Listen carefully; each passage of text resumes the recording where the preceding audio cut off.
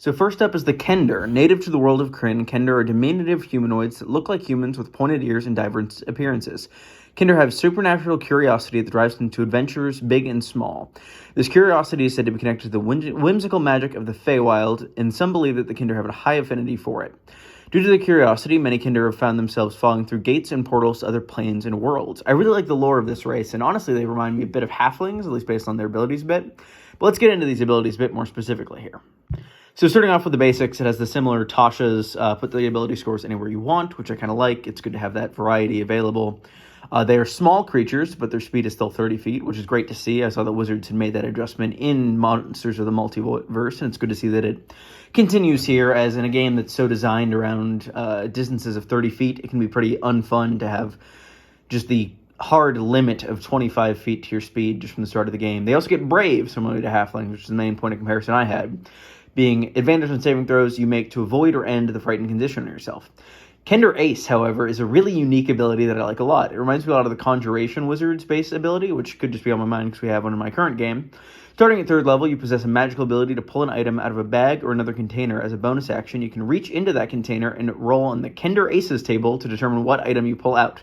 The object glimmers softly and disappears after 1 hour. You can use this as a bonus action a number of times equal to your proficiency bonus, and you regain all expended uses when you finish a long rest. Looking at the table here, I think it's quite interesting. I think it's really fun being able to just pull out 5d6 gold pieces. Could potentially get you into a lot of trouble if you're paying with counterfeit money. You could pull out weapons at a moment's notice if you need them in combat or if you need them to escape a jail or something. You get trinkets. You could get adventuring gear. It's really, really versatile, and I really like it. I think it's really creative, and I really haven't seen a racial feature like this before. And the fact that it starts at 3rd level means that it's not super overpowered right out of the gate. Furthermore, Taunt is the last feature that this thing has. The Kender has the ability to taunt and essentially home in on a creature's emotional raw nerves and craft a taunt that flusters the creature. As a bonus action, they can unleash a barrage of insults at a creature within 60 feet of them that can hear and understand them. They must succeed on a wisdom save equal to your charisma DC, essentially. It has disadvantage on attack rolls until the end of your next turn. Start of your next turn, pardon me. And you can use that bonus action a number of times equal to your proficiency bonus, so it's good to see that you have a good number of uses per rest, which is nice. Overall, I think this is a really cool race. It very much seems like a halfling kind of bard type thing, as that last ability seems quite similar to Vicious Mockery. But overall, I really like it, and I think it's quite well balanced, especially compared to things like the fairy with its flying speed, and the Heron with being able to get a bunch of super nice abilities. I've played one, and it's been a lot of fun. Heron, that is, not Kender, since that just came out. I can't say the name without thinking about the Kinder eggs, and that's not just because Easter's upcoming here. Next up, we have the Sorcerer subclass, which is Lunar magic. This is coming out quite on the heels of the Tal'Dorei Reborn Lunar Cleric, so it's great to see more kind of moon support. These are sorcerers that get their power, as one would expect, based on the name, from the moon. This could be a moon goddess, or just generally the natural phases of the moon. And you kind of get this table of these manifestations of lunar magic you get at 1st level, which are kind of basic flavor things that kind of enhance your character's appearance and really make it seem as though you're connected with the moon itself. You could either glow with the moonlight, or your pupils shift in shape like the moon does, or you get spectral manifestations, or your shadow is kind of faintly lit up.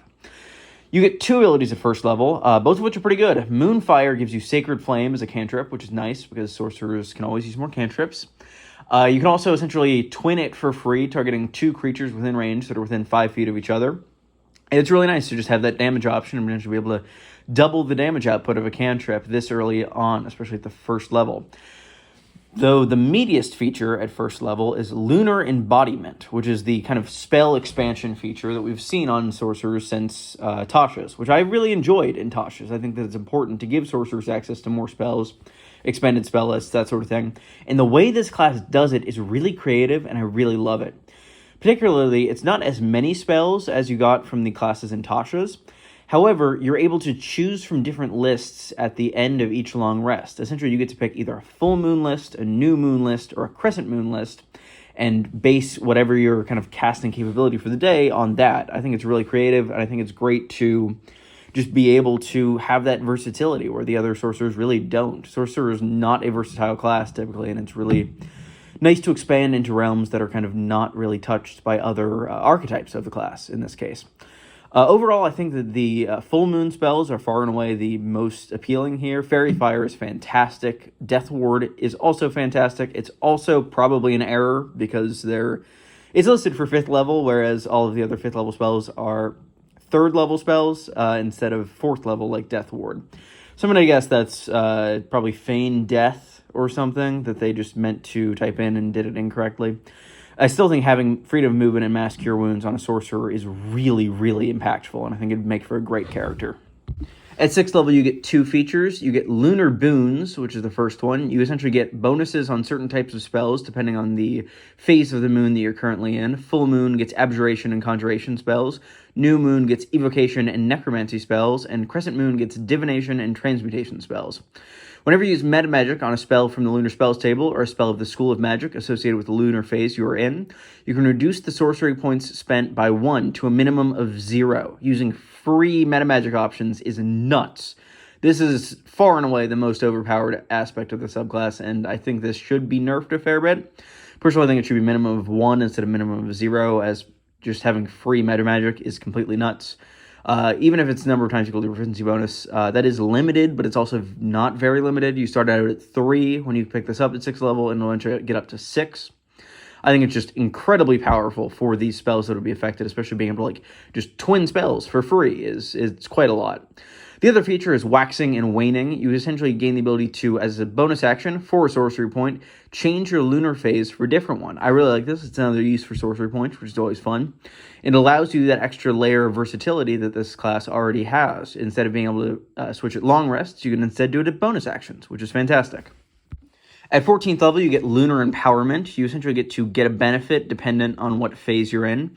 If you're full moon, you get 10-foot radius of bright light and dim light for an additional 10 feet.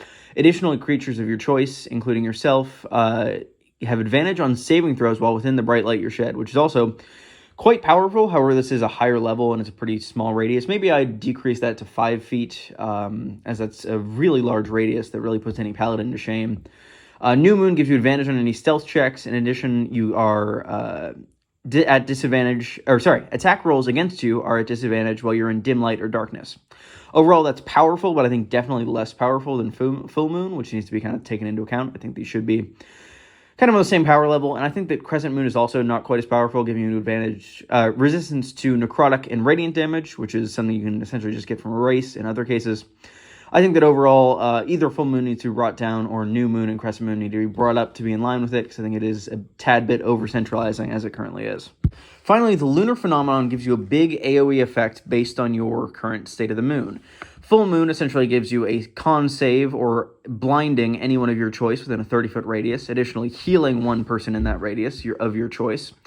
New Moon allows you to emanate an oppressive gloom, which gives each creature of your choice within 30 feet of you a dexterity save, or they must take 3d10 necrotic damage and have its speed reduced to 0 until the end of its next turn. Additionally, you turn yourself invisible for a round, which is really nice. And then Crescent Moon, you essentially get a teleport that's about 60 feet, and you gain resistance to all damage until the start of your next turn after you do so. So I think these are all quite balanced in terms of overall comparing to each other, and I think they're great capstones for the Sorcerer as a whole.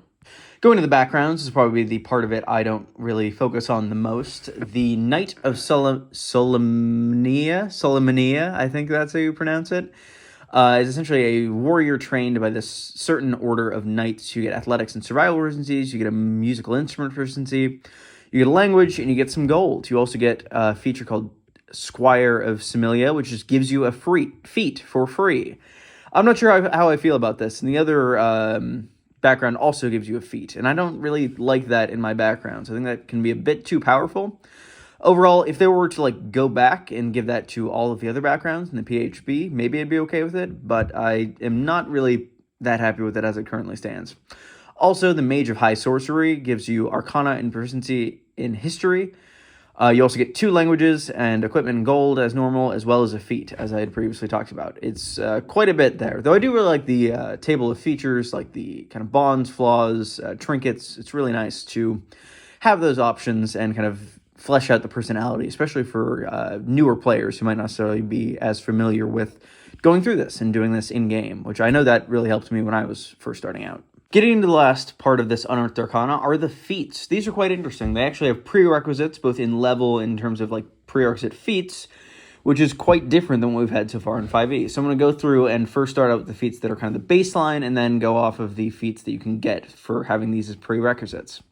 So starting off, you have Divinely Favored. God has chosen you to carry a spark of their divine power. You learn the Thaumaturgy cantrip and one first-level spell based on the alignment of your character. You can cast that spell without a spell slot once per long rest, and you can also cast it using any spell slots you have. You get to choose your spellcasting ability for it. And for evil, you get to choose a first-level warlock or wizard spell. For good, you get a cleric or wizard spell. Or for neutral, you get a druid or wizard spell. It's good to have that variety, and it's interesting to see a focus on alignment in an edition that really hasn't focused on alignment that much in the past. Initiate of High Sorcery is the next one. You receive training from magic users affiliated with the Mages of High Sorcery.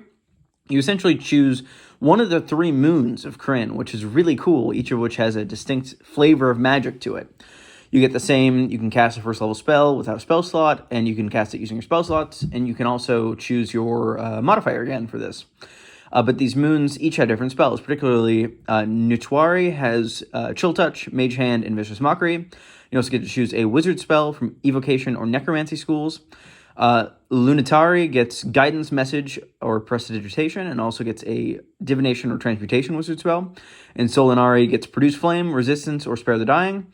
And you also get an Abjuration or Conjuration spell. I think this is really cool. I also apologize for mispronouncing, I'm sure, all of these Dragonlance names. It's still a learning process for me. And the last prerequisite feat is Squire of Solomania. You get martial training, which is proficiency with medium armor and martial weapons.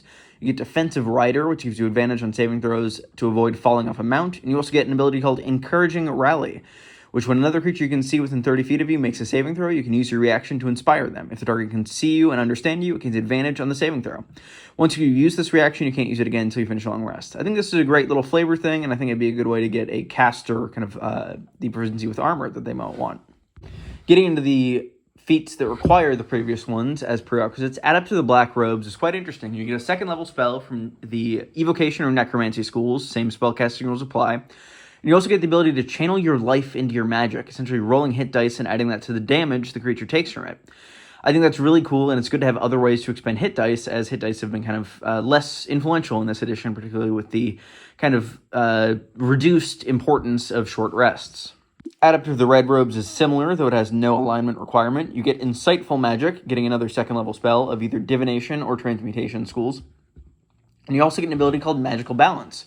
When you make an attack roll, ability check, or saving throw, and roll a 9 or lower on the d20, you can use your reaction to balance fate and treat that roll as a 10. You get that reaction number of times equal to proficiency bonus, and you get all uses when you finish a long rest. That is really powerful. I think it's good that they have the prerequisite of 4th level or higher, because that is a really, really strong ability that you could just essentially delete natural ones or any rolls you don't want to have generally. I think that's probably the most powerful feat on here I've read so far, but this is first impressions, so we'll see how it goes furthermore. Adapt to the White Robes is the last one. It's any non-evil alignment, at least the last one that requires a high sorcery school. You get Protective Magic, which is either an Abjuration or Conjuration spell of 2nd level. You also get Protective Ward. Whenever you or a creature you can see within 30 feet of you takes damage, you can use your reaction to expend a spell slot and weave Protective Magic around the target. Roll a number of d4s equal to the level of the spell slot expended and reduce the damage that target takes by the total rolled on those dice plus your spellcasting ability modifier. That's really cool. That's essentially just like an extra spell that you get the ability to cast at any time. I really like that, and I think it's a great way to kind of buff up classes who might not have as many uses for their action normally. Something like a druid or a cleric, typically. Divine Communications builds on the Divinely Favored. You get an ability score increase, you get to speak Celestial and 2 other language, and you can also get Divine Omens, which allows you to cast Augury and Commune without a spell slot. But you have to finish 1d4 long rest before you do it again, which is quite cool, and I think can add a lot of flavor to Divine casters. The last 3 feats are all based on the Squire feat from before. Knight of the Crown gives you an ability score increase to your strength or dexterity, and gives you Tactical Teamwork, which allows you to essentially grant another creature advantage who's within 5 feet of you that you can use a number of times as a reaction, equal to proficiency bonus per long rest. I think that's quite cool and really adds a flavor of team synergy there that's really fun to capitalize on. Knight of the Sword is the next one. You get proficiency in a saving throw of your choice out of Intelligence, Wisdom, or Charisma, which is quite cool. You also get a feature called Willpower, which is immediately after you or a creature you can see within 30 feet of you fails a mental saving throw, you can expend a hit die. The saving throw increases by an amount equal to the hit die potentially turning a failure into a success. You can only use it once per long rest, though. I think that's really cool. You can essentially like Bardic Inspire yourself, which is really, really neat, especially with your hit dice, and that really varies depending on how good your hit dice is, though. The final feat we will talk about here is the Knight of the Rose. It gives you an ability score increase to your con or charisma and allows you to do your bolstering rally. When you roll initiative, you can choose up to 3 other creatures you can see within 30 feet of you. Each creature gives temporary hit points equal to your hit die plus efficiency bonus plus the ability modifier of the ability score increased by this feat.